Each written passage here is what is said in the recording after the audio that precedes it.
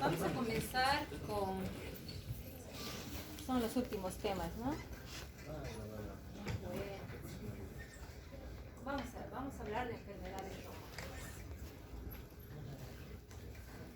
Cuando hablamos de enfermedades reumáticas,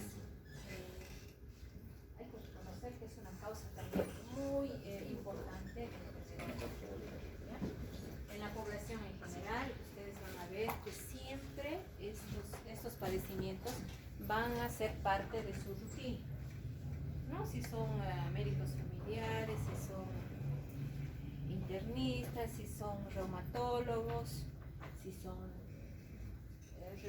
nefrólogos, porque también hay enfermedades, complicaciones nefrológicas por enfermedades reumáticas, inmunólogos, ¿ya?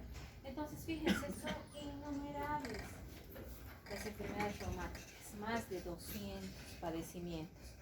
¿Cuál es la característica de este tipo de enfermedades? Que generan dolor.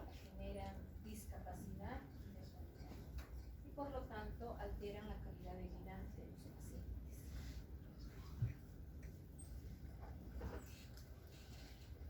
En nuestro medio y a nivel mundial hay una transición epidemiológica donde las poblaciones cada vez se hacen más viejas, ¿no? La población de edad. Y antes eso acontecía, por ejemplo, en países americanos y en países europeos. Las personas son de mayor edad, por lo tanto, allí presentaban este tipo de patologías más frecuentemente.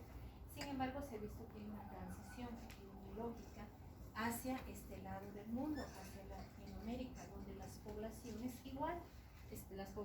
están envejeciendo. Y por lo tanto habrá mayor prevalencia de estas patologías, ¿ya? Y se las ha denominado patologías del desarrollo. Se calcula más o menos que el 10% de la población en general va a padecer o padece una enfermedad reumática, si hablamos de manera general. Las enfermedades reumáticas son dentro de las 10 causas de invalidez en muchos países. Fíjense, en Estados Unidos, Canadá, México. O sea, están dentro de los 10 motivos de consulta que generan invalidez. ¿Ya? Incluso aquí en el Instituto Mexicano del Seguro Social, la tasa de invalidez, fíjense, estaba entre 1.38 por cada 1000 pacientes. Del año 2000 al 2010 se denominó la década del hueso y de la articulación, ¿no? Justamente en esa década se pretendió resaltar la importancia de un diagnóstico precoz y un tratamiento también precoz y efectivo en este tipo de patologías. Se identifican dentro de las enfermedades reumáticas 4 grupos, fíjense. Tenemos la artritis reumatoidea. Luego tenemos la osteoartritis, si vamos en frecuencia, la osteoporosis y la lumbar. Entonces, fíjense, esas son las enfermedades reumáticas más importantes. Artritis reumatoidea, osteoartritis, la osteoporosis y la lumbalgia o dolor de espalda baja. Esta es la artritis reumatoidea. Fíjense qué terrible. ¿Qué características ven en estas articulaciones? Trataremos de identificar, a ver. Si les muestran estas imágenes, ¿qué tipo de articulaciones estarán más afectadas en la artritis reumatoidea? Las articulaciones especialmente distales, las articulaciones distales. ¿Cuáles son las articulaciones distales? Especialmente las metacarpofalángicas, las interfalángicas proximales, ¿qué más? Las de la muñeca. Luego tenemos las metatarsofalángicas dentro de la afectación más frecuente. Luego tenemos las articulaciones de los hombros, de los codos, de las rodillas y de los tobillos. Esa es la afectación especial que presenta la artritis reumatoidea. ¿Ya? Entonces, fíjense, acá tenemos en la primera imagen afectación de las metacarpofalángicas. En la segunda imagen, metacarpofalángicas e interfalángicas, ¿verdad? Luego también tenemos en la parte inferior, tenemos afectación de las metatarsofalangicas. Y aquí las articulaciones de la rodilla. La artritis reumatoidea, en esa afectación de esas articulaciones en especial, fíjense que puede presentar algunas manifestaciones clínicas en relación a esas articulaciones. Por ejemplo, la deformidad en ojal de pulgar, la desviación cubital de las articulaciones metacarpofalángicas, es este lado, ¿no? Luego tenemos la deformidad en cuello de cisne en relación a la afectación de las interfalángicas.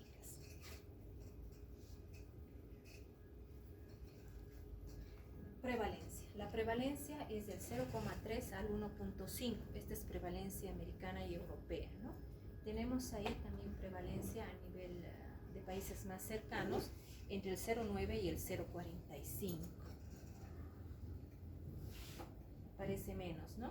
Pero puede ser también que en nuestros países no hay casuística, no hacen investigaciones. Aquí en Bolivia no tenemos prevalencias ni incidencias de este tipo de enfermedad. Fíjense, la relación es más frecuente en quienes, en mujeres, en damas, ¿no? 2 a 3 a 1, o sea, más frecuente en damas, ¿no? La incidencia pico, fíjense, en pacientes relativamente, podría ser relativamente jóvenes, ¿no? Si se presenta cerca de los 40 a 30, ¿no? De 40 a 60 años la incidencia pico, inicio más o menos entre los 30 a 50 años. Imagínense una paciente con esa desviación cubital, como el pulgar en ojal, ¿qué más será? O también la relación articular en el cuello de cisne. Y que sea dama, ¿no? Y que tenga 30 años. La artritis reumatoidea. ¿Qué es la artritis reumatoidea? Es una enfermedad compleja, ¿no? Primero, compleja. ¿Qué más? Poligénica, es decir, que hay un compromiso genético múltiple. Luego tenemos, es de naturaleza autoinmune, es una enfermedad autoinmune. Es sistémica, es decir, que tiene un componente articular, como ustedes lo han visto, pero también tiene componente extraarticular. ¿Ya? Entonces, el tejido conjuntivo. ¿A qué tipo de articulaciones afecta? A las articulaciones periféricas, ya hemos dicho especialmente a cuáles, ¿sabes? En frecuencia, metacarpofalángicas, interfalángicas proximales, muñeca, metatarsofalángica, articulación de los hombros, de los codos, de las rodillas y de los tobillos, ¿no? Esa es la frecuencia. Entonces, ¿por qué se caracteriza? Porque presentan estas articulaciones dolor e inflamación. Dolor e inflamación. ¿Y por qué presenta dolor e inflamación? Porque justamente hay una afectación de un elemento que se encuentra en las articulaciones, que es la membrana sinovial, bien puntual. Lo que se afecta inicialmente es la membrana sinovial. El proceso inflamatorio comienza en la membrana sinovial, ¿no? Puede generar hiperplasia de la membrana sinovial. No se olviden que también tiene manifestaciones extraarticulares. Extraarticulares, es decir, articular y extraarticular.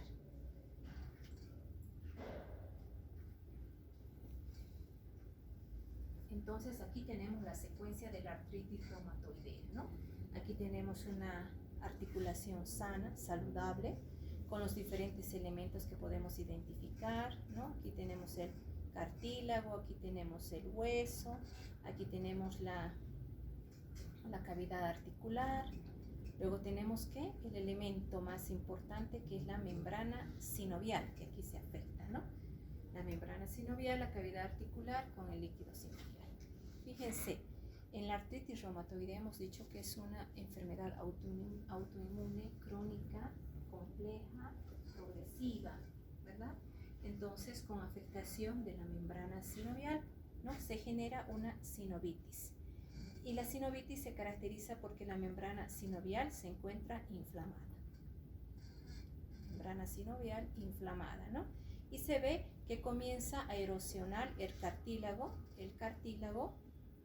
y el hueso, ¿no? Aquí está el hueso, aquí está el cartílago y aquí está la membrana sinovial. Entonces hay un proceso inflamatorio en esta membrana sinovial. Progresa porque hemos dicho que es progresiva, ¿verdad? Y se produce mayor alteración de la membrana sinovial con pérdida del cartílago, ya no hay cartílago. Y se produce la erosión o exposición del hueso con la formación de un tejido de granulación. Y ese tejido de granulación que se caracteriza por cambios en la microvascularización y además se acompaña con hiperplasia de la membrana sinovial, genera el panus. ¿Sí? Entonces, ¿qué era el panus? Es un tejido de granulación, ¿verdad? Un tejido de granulación que se caracteriza por un cambio en la microvascularización y por hiperplasia de la membrana sinovial. Eso es el panus, ¿ya? Posteriormente sigue progresando y vemos que en la articulación se ve invadida por tejido conectivo, ¿no? Y se produce la anquilosis. Y posteriormente, fíjense, se altera totalmente la estructura de la articulación e incluso el hueso se fusiona, ¿no? Es una etapa más, digamos, más avanzada de la artritis reumatoidea. Entonces, este es el paso, esta es la progresión de la artritis reumatoidea. Desde una membrana sinovial que inicialmente está sana hasta la inflamación, posteriormente la formación del panus, la fibrosis y la pérdida de la estructura articular. ¿Cuál es el elemento articular que se encuentra afectado en la artritis reumatoidea? La membrana sinovial, ¿no? Y vamos a ver por qué se afecta inicialmente la membrana sinovial. El proceso inflamatorio, el proceso de alteración inmunológica se produce ¿dónde? En la membrana. Luego de la membrana sinovial afecta el cartílago y luego del cartílago afecta toda la articulación, el hueso, ¿no? Esa es la secuencia, ¿ya? Entonces, para explicar esto, tenemos, hay que tomar en cuenta la etiopatogenia, y en la etiopatogenia indica que hay componente genético, hay una predisposición genética que explica más o menos el 50% de los casos, solo el 50%, porque el otro 50% va a depender de los factores ambientales. Y esa predisposición genética ha sido relacionada con el complejo mayor de histocompatibilidad a través de, ¿qué significa? HLA, antígeno leucocito humano, en relación con los antígenos leucocitarios humanos y diferentes alelos. Por ejemplo, aquí identificamos el alelo DR4, DR1, DR10, ¿no? Y también identificamos otros alelos, el DRB1 y también la proteína tirosina fosfatasa número 22, que se ha asociado a artritis reumatoidea más agresiva y erosiva, más grave, que está en negrillas, ¿no? Entonces, por eso se dice poligénica, porque hay diferentes factores genéticos, alelos genéticos relacionados con la etiopatogenia de esta enfermedad, ¿ya? También se ha visto que hay factores ambientales, fíjense, factores ambientales. Tenemos las infecciones por diferentes agentes, por ejemplo, virus Epstein-Barr, por citomegalovirus, por micoplasma, por Mycobacterium, imagínense, Mycobacterium, por Proteosumira viris también. Luego también por rubiola, por parvovirus. También el consumo del tabaco, también el consumo de vitamina D y el consumo de ácidos, de los ácidos grasos poliinsaturados de cadena larga, que son los ácidos omega 3. ¿Ya? Entonces, por ejemplo, si esa persona tiene una predisposición genética en relación a estos antígenos leucocitarios, con sus diferentes alelos, y viene proceso infeccioso, sea por citomegalovirus, virus Epstein-Barr o rubiola, podría desencadenar la activación de ese componente genético. ¿Ya? Por ejemplo, se ha visto que algunas poblaciones tienen menor incidencia de artritis reumatoidea y se ha asociado al consumo de los ácidos omega 3. ¿Dónde están los ácidos omega 3? Especialmente en algunos peces, ¿verdad? Entonces, los ácidos omega 3 indican que el mecanismo de acción es que los ácidos omega 3 disminuyen la producción de los glucosinógenos, disminuyen la producción de citocinas, disminuyen producción de radicales libres, de las formas tóxicas de oxígeno. También los ácidos omega 3 disminuyen la expresión de algunos receptores de adhesión inflamatorios. Entonces, esos serían los mecanismos por los cuales una dieta elevada en ácidos omega 3 disminuiría la presentación de este tipo de patología, o incluso mejoraría la progresión de esta patología. Se ha visto también que la vitamina D es un antioxidante, entonces se ha visto que en algunas poblaciones que tienen un buen consumo de vitamina D, se ha visto que la progresión de esta enfermedad ha sido más benéfica. Ya, el tabaco. Fíjense que el tabaco ha demostrado que esa persona que tiene un componente genético que fuma, ¿no?, tiene mayores probabilidades, es decir, el doble de probabilidades de desarrollar, de activar ese subcomponente genético. Y el tabaco también altera la respuesta benéfica del tratamiento. Entonces, grave, ¿verdad? Pues tampoco hay que fumar si se tiene el componente genético, ¿no? Estos factores genéticos y estos factores ambientales, al interaccionar, generan una alteración inmunológica. Generan la alteración inmunológica. Y esa alteración inmunológica es la que produce... Disculpe, le entendí mal, creo. La vía cuántica. ¿Ya? La alteración inmunológica produce el proceso inflamatorio que hemos dicho, ¿no es cierto? La alteración inmunológica genera el proceso inflamatorio, donde el proceso inflamatorio a nivel de la membrana sinovial. Y ahí se va a producir la formación, el proceso inflamatorio que va a llevar a la formación del paros, ¿no es cierto? La revisión indica que en este proceso inflamatorio, el proceso inflamatorio comienza con la infiltración de algunos grupos celulares, especialmente de los linfocitos T, de las células endoteliales y de los macrófagos. El proceso inflamatorio comenzaría con esos grupos celulares, especialmente con los linfocitos T. ¿Ya? Entonces, esos grupos celulares y otros más generan mediadores de la inflamación. Y esos mediadores, además de los mediadores de la inflamación, tenemos también factores de crecimiento, ¿no? Aquí tenemos la interleucina 1, la interleucina 6, la interleucina 17, la 23, el factor de necrosis tumoral alfa y el factor de crecimiento endotelial. Entonces, fíjense que tenemos citocinas y tenemos también factores de crecimiento, ¿no? Dentro de otros grupos celulares, aparte de los que he mencionado, también tenemos los fibroblastos, no se olviden, ¿no? Los macrófagos, fibroblastos, osteoclastos, células dendríticas y los linfocitos T.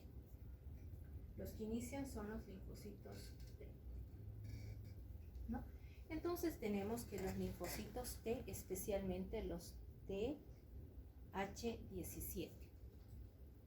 Y estos linfocitos T, H17, producen una citocina, especialmente.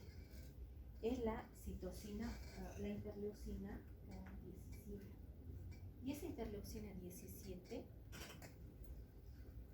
es justamente la interleucina que comienza todo ese proceso inflamatorio, ¿no? A través de los linfocitos T, que eran los que inicialmente infiltraban, ¿verdad? Entonces, y también la interleucina 17 también es la que produce la erosión ósea. Los linfocitos T estimulan también a otros grupos celulares como los linfocitos B. Y al estimular a estos linfocitos T generan anticuerpos. ¿Ya? Ahora, en esa reacción inflamatoria que se producía en esta articulación, esa reacción inflamatoria, se produce una alteración en la síntesis de proteínas, ¿no? Esa alteración en la síntesis de proteínas se caracterizan porque se producen proteínas a las que se han llamado proteínas citrulinadas. Y esas proteínas citrulinadas se caracterizan porque existe una modificación de un residuo de la arginina a citrulina. Por eso se producen proteínas citrulinadas. Aquí, ese proceso es la citrulinización. Y frente a esas proteínas citrulinadas, los linfocitos B producen autoanticuerpos contra esas proteínas citrulinadas, y esos anticuerpos se llaman los anticuerpos anticitrulina. ¿Sí? Los anticuerpos anticitrulina. Y también producen los linfocitos B otros anticuerpos, que es el factor reumatoide y los anticuerpos antinucleares. Esto es muy importante porque para el diagnóstico de esta patología se pide estos anticuerpos. Entonces, ¿qué van a pedir cuando tienen la sospecha de una artritis reumatoidea? Una mujer con artritis cinética, especialmente de las metacarpofalángicas o metatarsofalángicas, interfalángicas, con pulgar y mojal, con desviación cubital, ¿no? Que tiene 30-35 años. Van a pedir ¿qué? Anticuerpos anticitrulina, factor reumatoide y anticuerpos antinucleares. Los más específicos son los anticuerpos anticitrulina. Luego viene el factor reumatoide y luego los anticuerpos antinucleares, que es positivo también en otro tipo de patologías inmunológicas. Pero no se olviden los anti-CCP. ¿Ya? No se olviden. ¿Ya? Eso es mediado por los linfocitos B. Los linfocitos B son los que forman estos autoanticuerpos. ¿Ya? Por ejemplo, los que van a rotar reumatología, no sé, y dicen, es una artritis reumatoidea, ¿qué vamos a pedir? ¿Qué tienen que pedir? Anticuerpos anticitrulina. Y los médicos actuales les van a decir muy bien, pero también vamos a pedir factor reumatoide. Pero los profesores más antiguos, factor reumatoide, porque eso antiguamente se pedía. ¿Ya? Pero fíjense, aquí es más específico los anticuerpos anticitrulina. Es por esa alteración en la síntesis proteica que se produce y la formación de esas proteínas citrulinadas. ¿No? Tenemos también, aquí tenemos otros grupos celulares, entre ellos los macrófagos. Aquí está como mastocito macrófago, y los macrófagos también producen ¿qué? Citocinas, ¿no? Aquí tenemos la interleucina 5, la interleucina 6, el factor de necrosis tumoral. Y fíjense qué hacen todos. Estamos hablando del proceso inflamatorio. Genera el factor de necrosis tumoral alfa, que dice, incremento las moléculas de adhesión endotelial. ¿Qué produce? proliferación de linfocitos T y B y generan resorción ósea. ¿Se acuerdan? Que la lesión inicial era en la membrana sinovial, luego veníamos a la destrucción del cartílago y luego la afectación de huesos con las erosiones óseas.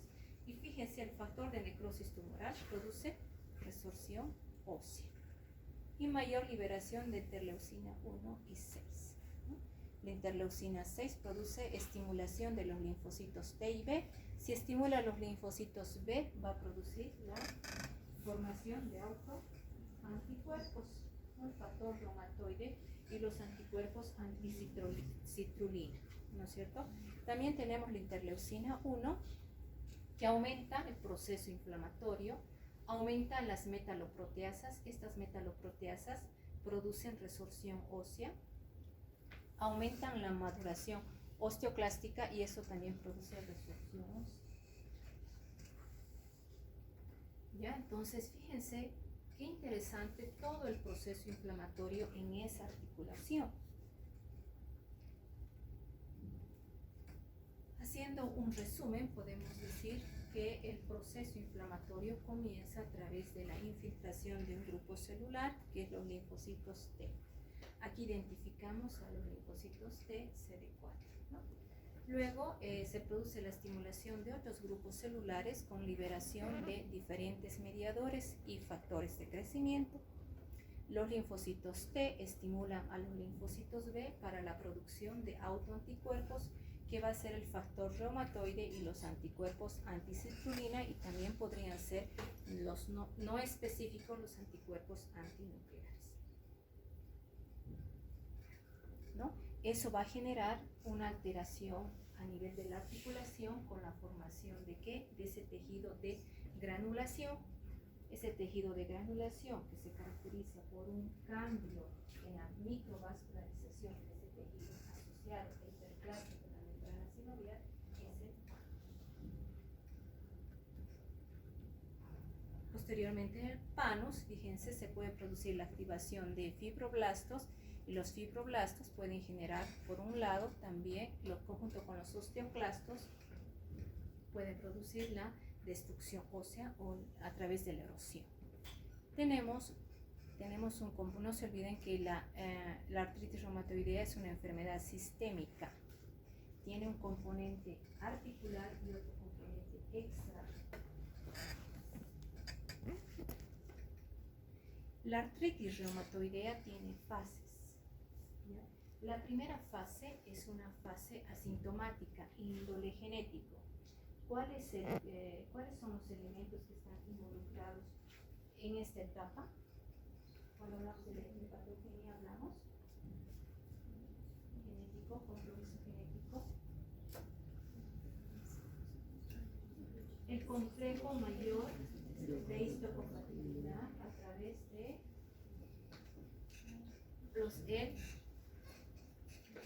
los antígenos leucocitarios humanos, ¿verdad? Ahí la primera etapa es cuando ese paciente tiene ese componente genético. La segunda etapa se denomina preclínica y la tercera etapa es la clínica. En la tercera etapa, en la clínica, hemos visto esas imágenes de las alteraciones articulares, es esa etapa, la clínica. Es decir, tenemos una primera etapa asintomática, una segunda preclínica y una tercera clínica. ¿Ya? Entonces, los antiguos directamente le identificaban acá, en la tercera etapa, ¿no? Donde no se podía hacer mucho para el paciente. Ya se encontraban en destrucción ósea, se encontraba ya afectado el cartílago, ya se encontraba incluso con afectación de la articulación en esta etapa, ¿no? Y aquí antes pedía el factor reumatoide, ¿no? Pero en los últimos años se ha visto que en la segunda etapa, en esta etapa indiferenciado preclínica, es en esta etapa que ya se produce esa reacción con los autoanticuerpos. Entonces ya se puede identificar esa reacción inmunológica a través de los autoanticuerpos en esa etapa. Entonces ahí podemos pedir ya los anticuerpos anticitrulina, especialmente.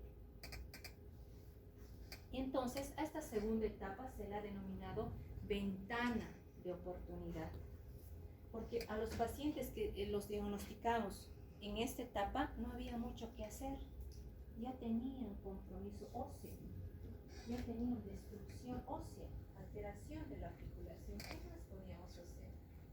Sin embargo, ahora se puede hacer el diagnóstico en etapa temprana, en esta segunda etapa, y en esta segunda etapa se ha denominado ventana de oportunidad a esos pacientes. Entonces aquí tenemos, fíjense, entonces actualmente se puede diagnosticar de manera temprana en esa etapa preclínica, ¿no? Y esa etapa preclínica más o menos corresponde a 1 a 3 años antes de esas manifestaciones clínicas que tiene el paciente, que hemos visto, ¿verdad? Esas manifestaciones terribles clínicas. Entonces preclínica 1 a 3 años. Y entonces acá tenemos 1 a 3 años antes, esto acá, de la fase clínica, acá, ¿no? De la clínica, 1 a 3 años. En esos 1 a 3 años vamos a pedir, o sea, en esta etapa ya se ha producido esta interacción, esta alteración inmunológica. Ya podemos pedir cosas, los anticuerpos anticitrulina, y se puede pedir factor reumatoide, pero especialmente los anticitrulina, ¿ya? Esto es bien importante porque con estos, antes del tratamiento de la artritis reumatoidea, ¿qué hacían? Incluso ahora lo hacen. El tratamiento de la artritis reumatoidea hay porque no se hace nada. Los AINES solamente actúan sobre el proceso inflamatorio, más nada. No afectan la alteración inmunológica. No actúan sobre esas citocinas, no actúan sobre ese factor de necrosis tumoral, no actúan en etapa temprana. ¿Me entienden? Entonces, realmente es importante saber la fisiopatología, ¿no? Aquí vamos a hablar del componente articular dentro de la clínica, ¿no? Fíjense, el paciente puede tener síntomas generales, ¿no? Está con mialgias, artromialgias, pérdida de peso, febrícula, depresión, ¿no? Pero también puede tener el compromiso articular. ¿De qué se queja?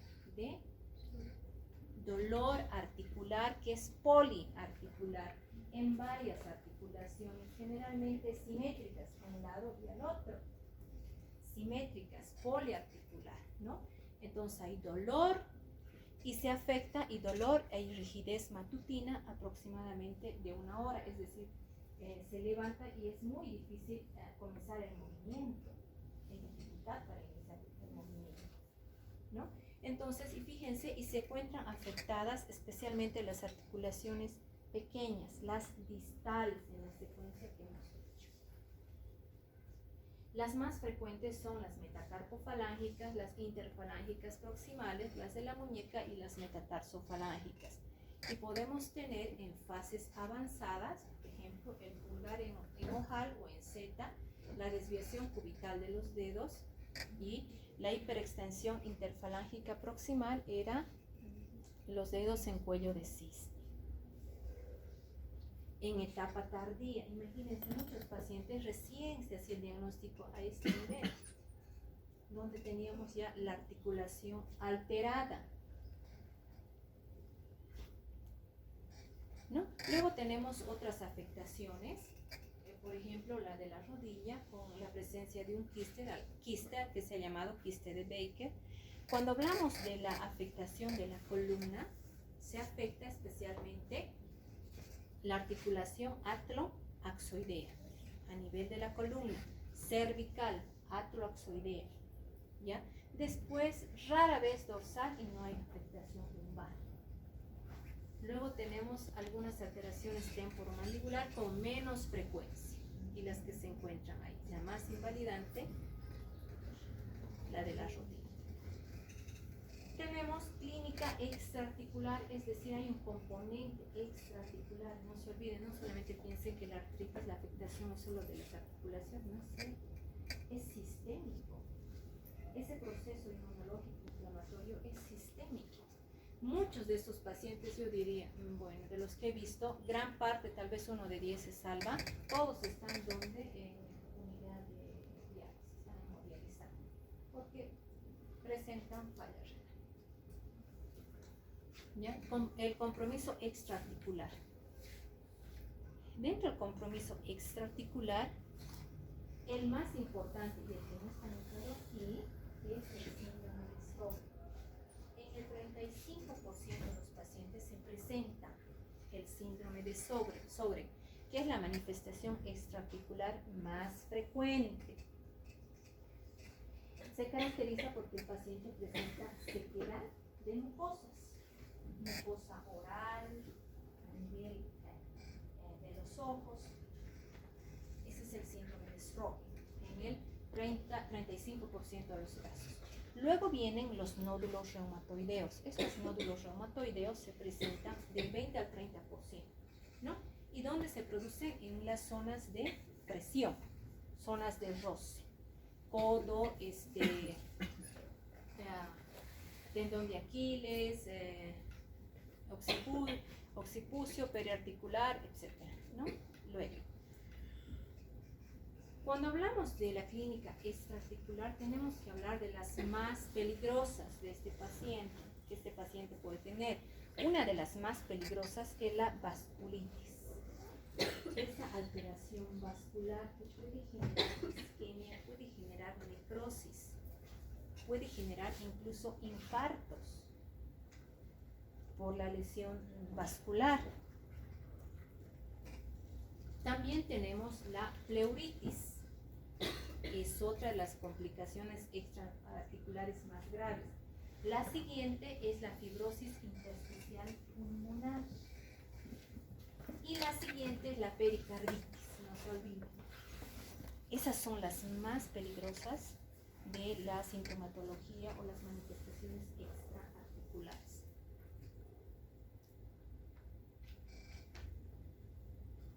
La neumoconiosis más artritis reumatoidea es el síndrome de Kaplan. La artritis reumatoidea más neumoconiosis es síndrome de Kaplan.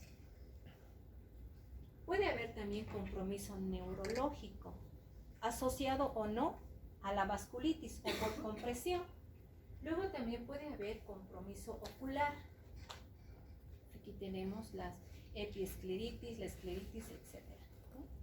Aquí tenemos el síndrome de Sjögren, no se olvide. Dentro de extraarticulares era la manifestación clínica extraarticular más frecuente. Luego también tenemos la osteoporosis asociada al tratamiento con corticosteroides, porque esos pacientes reciben aires y corticosteroides y fácilmente desarrollan osteoporosis. Y pueden generar también, se pueden asociar también a procesos neoplásicos.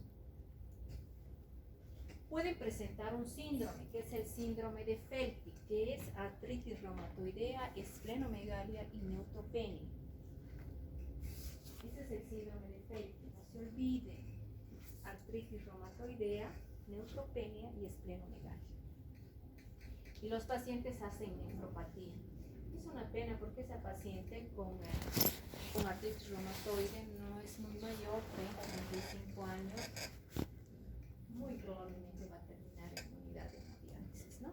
Porque justo por la lesión renal que puede tener secundario a la enfermedad, ¿por qué más? Por el uso de AINES.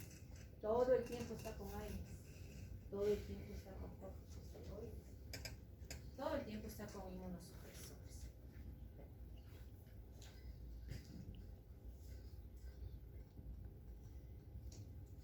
Aquí fíjense, puede producirse erosiones marginales, desviación, aquí tenemos de los dedos del pie, tenemos las falanges en cuello de cisne, la osteopenia, la osteopenia y las erosiones radiográficamente.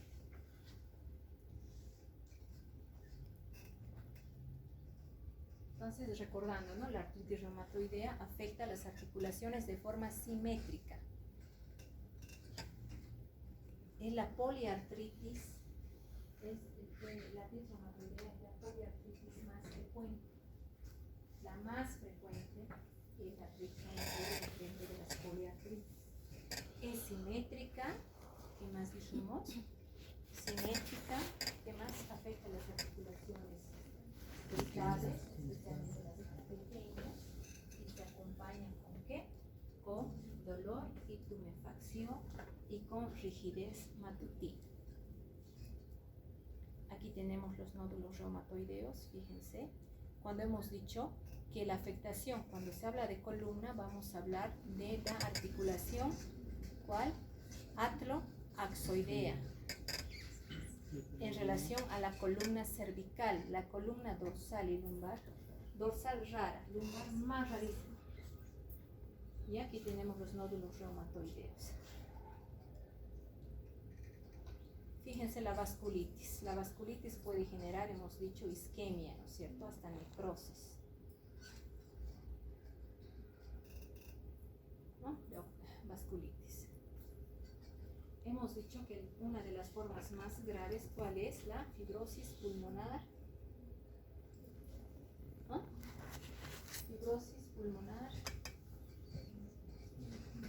¿Cuál era? Hemos dicho la fibrosis pulmonar intersticial. ¿Cuál más hemos dicho? La pleuritis, la pericarditis y la vasculitis. Aquí tenemos la fibrosis pulmonar. Aquí tenemos que la pericarditis. Aquí puede haber pleuritis con derrame pleural o sin derrame pleural. ¿Qué hora tiene? ¿Ya? Entonces, fíjense, en los hallazgos radiológicos vamos a ver, podemos encontrar qué cosa. Tumefacción, dice, tumefacción. Tumefacción de las partes blandas. Osteopenia yuxtarticular, erosiones óseas, luxaciones y subluxaciones. O la radiografía puede ser normal, obviamente, ¿no? En etapa temprana, porque hemos dicho que va a haber manifestación radiológica ya en la etapa clínica, ¿no? O podemos pedir la resonancia magnética. Las erosiones óseas mal pronóstico. Aquí tenemos la articulación. La tumefacción es la inflamación de partes blandas periarticulares. Luego tenemos la osteopenia, la rarefacción de la densidad de ese hueso. Las erosiones óseas, ¿no? Entonces puede haber luxaciones también cuando se altera el cartílago y también el hueso, o subluxaciones.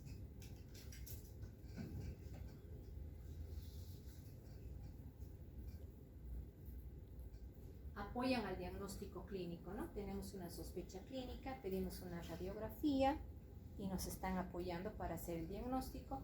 Luego pedimos laboratorios, ¿no? Y en los laboratorios vamos a pedir, ¿qué cosa? Los autoanticuerpos, el dosaje de autoanticuerpos, y vamos a pedir aquí el factor reumatoide, podríamos pedir, ¿no? Pero es menos sensible y específico que los anticuerpos anticiclínicos. ¿Ya? Fíjense, sensibilidad del 75%, especificidad 70 al 90%. ¿Ya?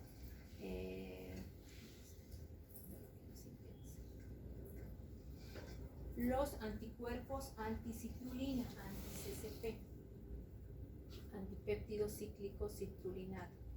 Entonces dice sensibilidad similar al factor reumatoide, aunque más precoz, y especificidad mayor al 90%. ¿Ya? También se acuerdan que dijimos los anticuerpos antinucleares, pero aparecen a títulos bajos en solo el 30%.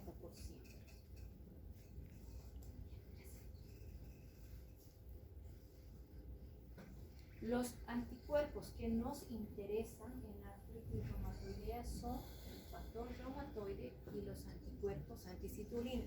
Pero en orden tendríamos que decir anticuerpos anticitulina y factor reumatoide. Factores de mal pronóstico, mujeres, ¿no? Edad avanzada, afectación radiológica desde el comienzo, ¿no? Entonces el factor reumatoide, los anticuerpos anticitulina y reactantes de fase aguda muy elevados. La presencia de los nódulos reumatoides, persistencia del brote durante un año, el nivel socioeconómico disminuido y la afectación de más de 20 articulaciones. También en estos pacientes hay que pedir marcadores de actividad. Y esos marcadores de actividad son los reactantes de fase aguda y son el volumen de sedimentación globular y la proteína C reactiva. Entonces, esos miden la actividad inflamatoria de ese paciente. No se olviden, volumen de sedimentación globular y proteína C reactiva especialmente, ¿no? Las que hacen en nuestro medio. La esperanza de vida se acorta, dice, de 3 a 7 años. Cuando ese paciente tiene infecciones, tiene hemorragia gastrointestinal, enfermedad cardiovascular. El tratamiento precoz mitiga la clínica. ¿Ustedes creen que pueden tener infecciones esos pacientes? Claro que pueden tener infecciones. No se olviden que también son medicados con inmunosupresores. No podrían tener hemorragia gastrointestinal. Exacto, ¿no? Todo el tiempo estoy contestando y otros inmunosupresores. Enfermedades cardiovasculares, ¿no? Cardiovasculares, ¿se acuerdan? Recuerden siempre que estos pacientes también cursan con lesión endotelial, por eso tienen procesos, tienen vasculitis. Y la vasculitis va a llegar a isquemia, puede llegar a isquemia necrosis, puede generar procesos trombóticos.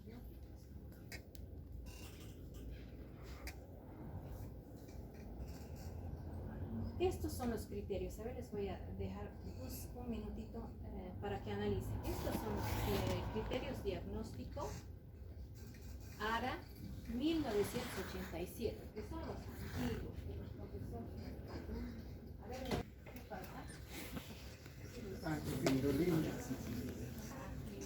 Fíjense, estos son los criterios ARA 1987. Ni siquiera habían nacido, ¿no? Los muy antiguos, ¿no? Entonces, fíjense, rigidez matutina más de 1 hora se parece a la actual, artritis de 3 o más áreas, simétrica, eso sigue igual, ¿no? Nódulos reumatoides sigue igual, factor reumatoide, bueno, ¿ya? Artritis de las manos y alteraciones radiográficas con erosiones y osteopenia. Está bien, ¿verdad? Hasta ahí. Está incompleto, pero, ¿no? Muy bien. Aquí decía, ¿no? Y estos son los antiguos y decía, al menos hay que tener 4 y que duren más de 6 semanas o más. Entonces nos ayuda para el diagnóstico de artritis reumatoidea. Tenemos ahora, los que se están utilizando son los criterios ARA 2010. ¿Ya? Entonces aquí se hizo, esto es producto de una reunión internacional de la Asociación Americana de Reumatología y la Liga Europea de Reumatología. Entonces dijeron, entonces aquí toman en cuenta esos elementos de la fisiopatología que hemos identificado, ¿no? Entonces dice aquí, sinovitis, tiene que haber la sinovitis, ese proceso inflamatorio de la membrana sinovial, en al menos una localización, más hay que excluir otras causas, ¿no? Y tiene que haber un puntaje de 6 o más utilizando estos criterios, ¿ya? Entonces un puntaje de 6 o más utilizando estos criterios. Aquí fíjense, hay puntos, ¿verdad? 1 punto, 2 puntos, 3 puntos, 2 puntos, 3 puntos, 1 punto, ¿verdad? Entonces tiene que ser 6 o más, ¿ya? Para una clasificación diagnóstica. Es así que dice, ¿no? Clasificación diagnóstica. Entonces dice, según el número y lugar de las articulaciones afectadas, fíjense, un puntito si son de 4 a 10 articulaciones grandes. De 1 a 3 si son articulaciones pequeñas, 2 puntos. De 4 a 10 pequeñas, 3 puntos. Y si son más de 10, 5 puntos. ¿ya? Y se pide laboratorio serológico, ¿verdad? En relación a los anticuerpos anticitulina y el factor reumatoide. Y si es positivo bajo, 2 puntos. Si es positivo alto, 3 puntos. Y luego se pide también los reactantes de fase aguda, que son la proteína C reactiva y el volumen de sedimentación globular. Y si se encuentran elevados, un puntito. Digamos que tiene, a ver, juguemos un poquito con estos valores. A ver, de 1 a 3 articulaciones pequeñas, a ver, que esté afectada, no sé, las articulaciones metacarpofalángicas y las interfalángicas proximales. ¿Cuántas articulaciones ya serán? Metacarpofalángicas e interfalángicas proximales. No se olviden que sí mete. 2, 4, ¿no es cierto?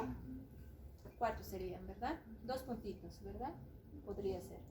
Luego tenemos, y tiene un anti-CCP elevado alto. Sería, digamos, 2 más 3, 5. Y tiene reactante de fase aguda 1. 6, justo 6, ¿no? Pero los pacientes generalmente no tienen estas pocas alteraciones, articulaciones afectadas, tienen más. En el caso clínico vamos a verlo, ¿ya? Entonces 6 o más nos ayudan a hacer la clasificación diagnóstica. ¿Para qué nos sirve hacer esa? ¿Para qué hemos hablado tanto de linfocitos T, interleucina 17, ¿qué más hemos hablado? Interleucina 1, interleucina 6, macrófagos, hemos hablado de eso. Qué pereza, ¿verdad? ¿Por qué es importante? Porque nos ayuda al tratamiento. Fíjense, aquí tenemos identificados especialmente las principales alteraciones fisiopatológicas. Y vamos a ver ahora el tratamiento. Si queremos actuar sobre los linfocitos T e iniciar, hemos dicho, el grupo celular que inicia el proceso inflamatorio es la infiltración de los linfocitos. Eso hemos dicho, ¿verdad? Entonces, fíjense que tenemos medicamentos que actúan a ese nivel. ¿Cuáles habían sido? Los inmunosupresores, como el metotrexato y el flunomida. Producen la apoptosis de los linfocitos. Fíjense, hemos dicho que existe la liberación de ¿qué? De citoquinas, factor de necrosis tumoral, ¿no? Y aquí vamos a utilizar medicamentos que actúen contra esas citoquinas, ¿no? Tenemos aquí el infliximab etanercept. Hemos dicho también que los linfocitos TCD4 estimulan a los linfocitos B para la producción de autoanticuerpos, ¿verdad? Entonces, a ese nivel vamos a utilizar otros medicamentos, como el rituximab. Y fíjense, y también vamos a actuar sobre el proceso inflamatorio, articular. Tenemos los AINES y los corticosteroides. Los corticosteroides modifican de cierta manera la evolución de la enfermedad. Y entonces fíjense, ahora los medicamentos que antes se utilizaban eran estos, ¿no? Y muchos siguen utilizando solamente estos. AINES, corticosteroides. Fíjense, otros ya están utilizando los inmunosupresores, pero fíjense, ahora tenemos medicamentos biológicos que actúan sobre los mecanismos mismos de lesión. Y son lo que actualmente los reumatólogos jóvenes son los que manejan estos medicamentos. Asociado también a esto. Entonces el pronóstico de ese paciente va a ser mucho mejor, ¿no?